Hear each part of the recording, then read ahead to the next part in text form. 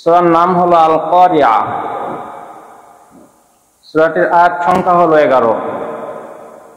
এই সূরাটি নাযিল হয়েছিল মক্কাতুল মুকাররমায়। আমাদের দেশের একজন বিখ্যাত বক্তা মিজানুর রহমান আজহারী সাহেব বলেছেন যে এই সূরা যদি আপনি পড়েন তাহলে কিয়ামত লাইভ দেখতে পাবেন। লাইভ মানে কিয়ামতের একটা চিত্র আপনার সামনে ভেসে উঠবে, সরাসরি দেখতে পারবেন, মনে হয় কিয়ামত দেখতেছেন এমন একটা অবস্থা।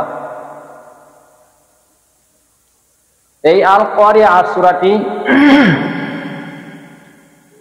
আল্লাহ দুইটি বিষয়ে আলোচনা করেছেন পুরা সূরায়। প্রথম অংশে আল্লাহ পাক কিয়ামত সম্পর্কে আলোচনা করেছেন, দ্বিতীয় অংশে আল্লাহ পাক আখিরাত সম্পর্কে আলোচনা করেছেন। তার মানে আমাদের আলোচনার বিষয় হলো কিয়ামত এবং আখিরাত। আজকে আমাদের আলোচনার বিষয় কিয়ামত এবং আখিরাত।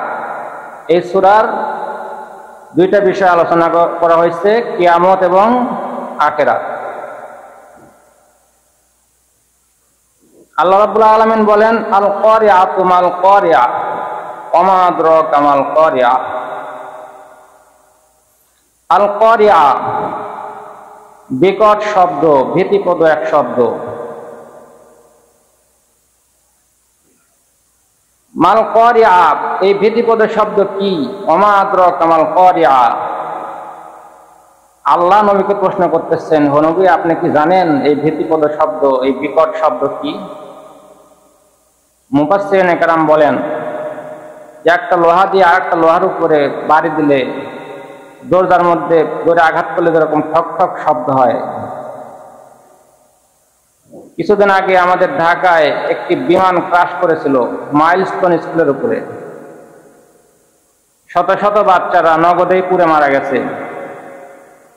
আল্লাহ তাদেরকে শহীদ মর্যাদা দান করুন। আশেপাশে যারা ছিল তারা বুঝেছিল যে বিকট আওয়াজ কাকে বলে।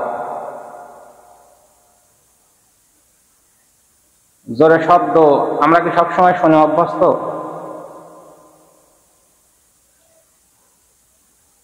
মহান মাওলানা কারীম বলেন বিকট আওয়াজ।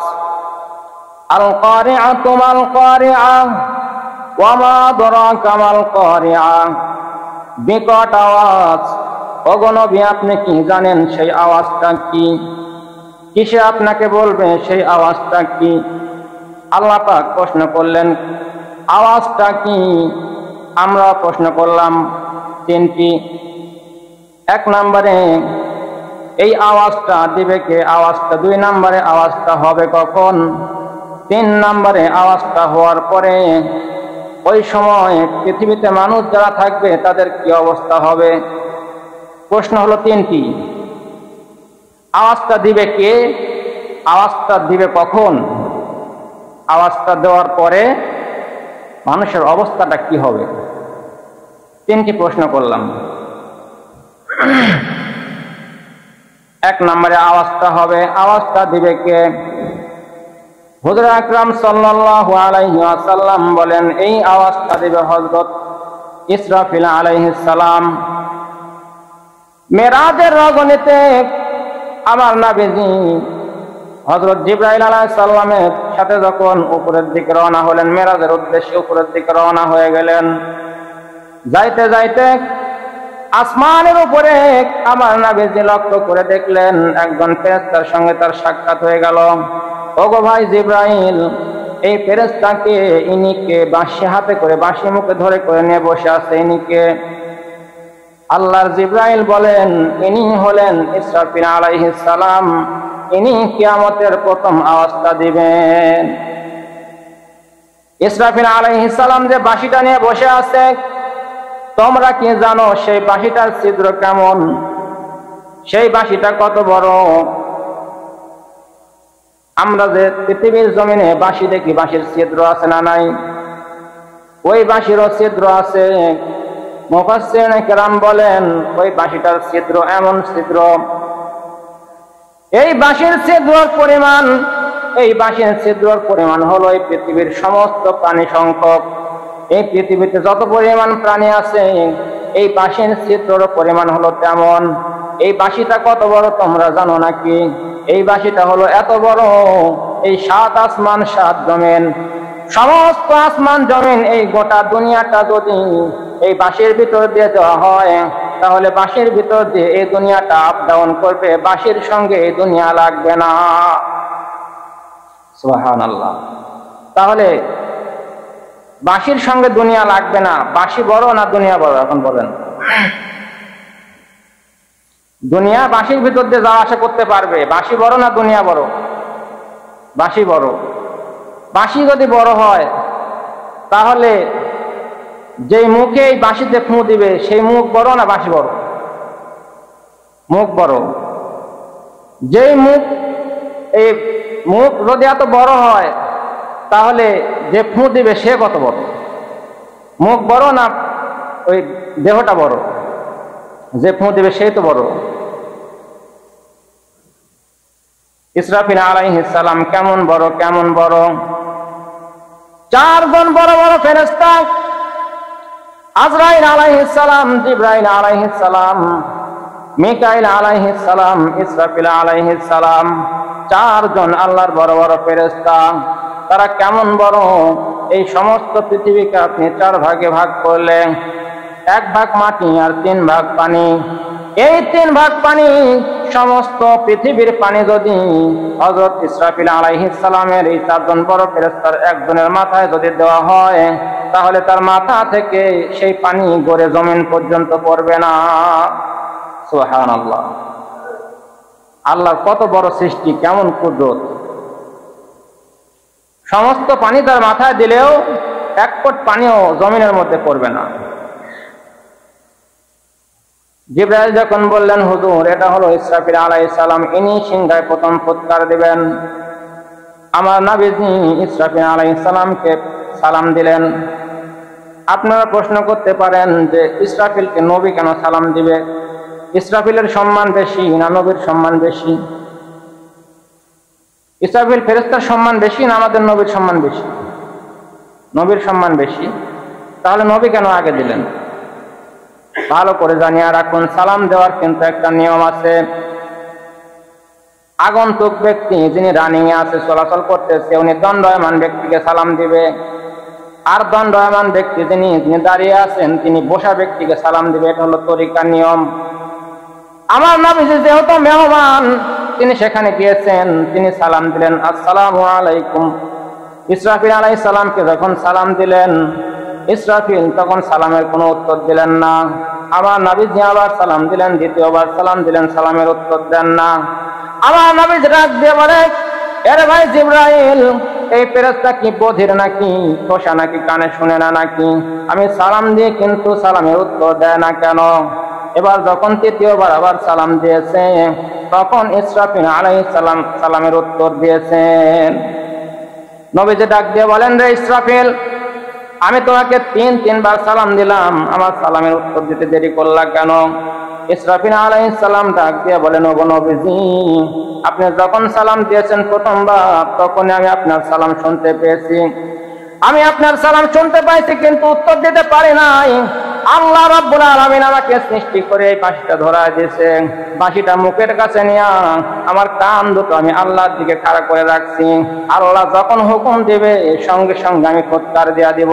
কিন্তু আমি চিন্তা করে দেখলাম আপনার সালামের উত্তর দিতে যদি আমি যাই তাহলে আমার আল্লাহ যদি এই দিক দিয়ে আমাকে হুকুম দিয়ে দেয় তাহলে আমার ফুৎকার দিতে দেরি হয়ে যাবে।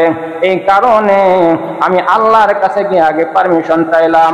আমার আল্লাহ রাব্বুল আলামিন আমাকে পারমিশন দিয়েছেন, অনুমতি দিয়েছেন। আমি আল্লাহর কাছে দরখাস্ত করেছিলাম, আপনার বন্ধু আমাকে সালাম দিয়েছে, উত্তর দেব। আল্লাহ অনুমতি দিয়েছেন, আমি সালামের উত্তর দিলাম।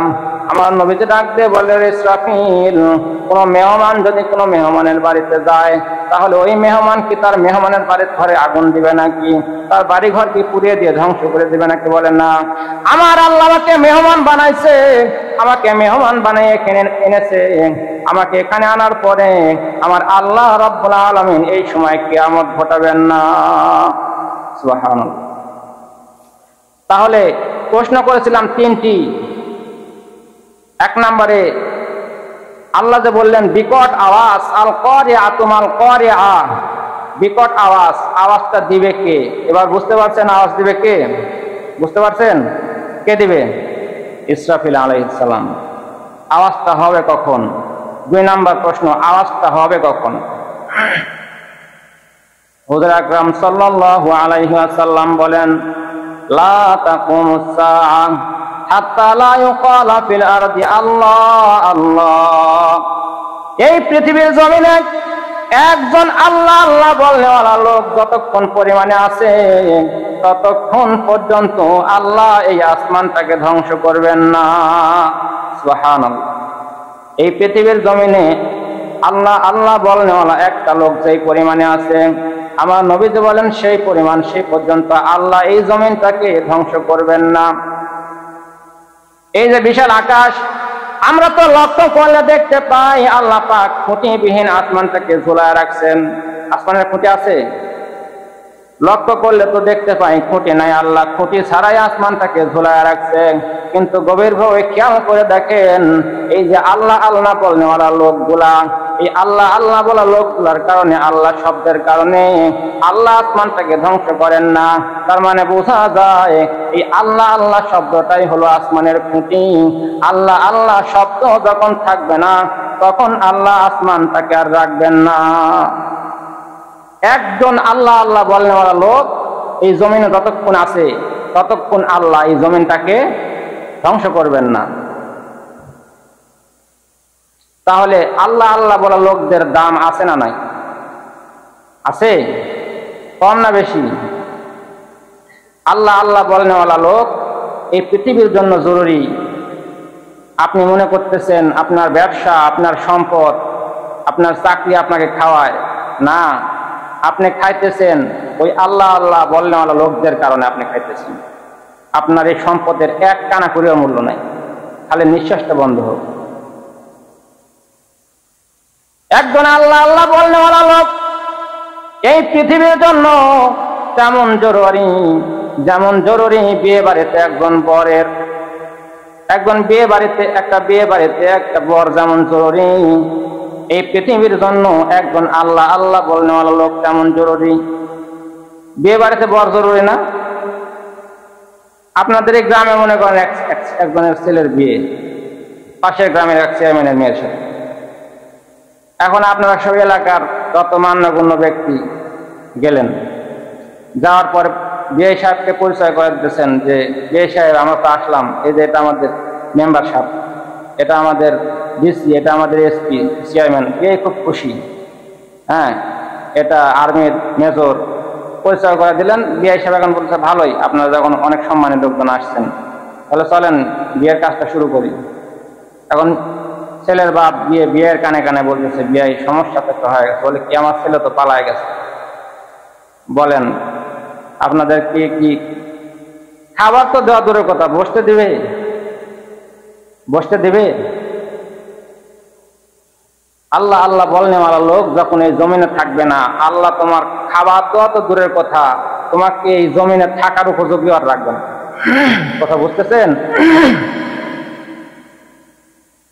আবার যদি বর যায়ও তাহলে দেখবেন যে বরের একরকম ভূমিকা, বরযাত্রীদের আর এক রকম ভূমিকা।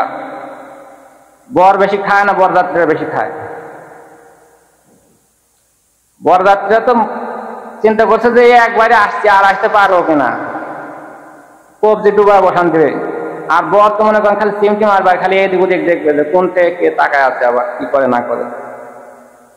আর মনে মনে ভাবে যে আমি পরে আসলে, আমি তো আজকের থেকে শুরু, তারপরে আমি এখন খালি খাবো আর খাবো। আজকে তোরা খা, আজকে আমার খাওয়ার দিন না, আজকে তোদের খাওয়ার দিন। ঠিক তেমনি ভাবে এই জমিনে মুমিন যারা আছে আর বেঈমান যারা আছে, বেঈমানরা খাইতেছে, আনন্দ বিলাস গ্রহণ করতেছে। আর যারা মুমিন ব্যক্তি আছে ওরা খায় না, দুনিয়ার প্রতি ওদের কোনো লোভ লালসা নাই, ওরা আখিরাতের দিকে তাকায় আছে। আর মনটারে বুঝাইতেছে, রে মন ওরা খাচ্ছে খাক, তুই একটু কষ্ট করে থাক, মৃত্যুর পরে তোর অফুরন্ত খাবার রেডি হয়ে আছে। আর বেঈমান যারা, তারা চিন্তা করতেছে পরকালে পাই কি না পাই আল্লাহ জানে, যা খাবার পাই খাওয়া ফেলাই। এই জন্য মুমিন ব্যক্তির কেমন দাম। একজন মুমিন ব্যক্তি এই জমিনে থাকা পরিমাণ আমার আল্লাহ রাব্বুল আলামিন এই জমিনটাকে ধ্বংস করবেন না। সুবহানাল্লাহ।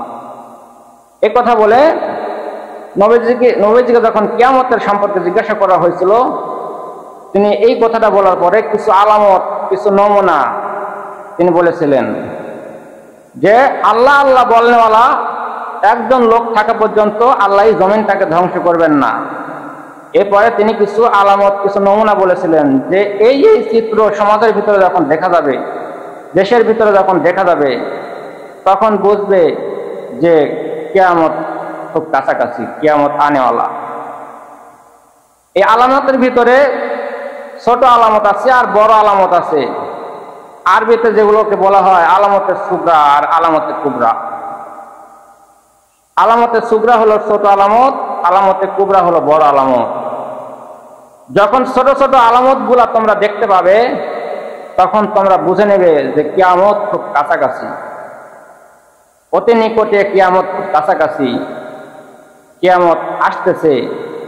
আর যখন বড় বড় আলামত দেখতে পাবে, তখন বুঝবে যে কিয়ামত শুরু হয়ে গেছে।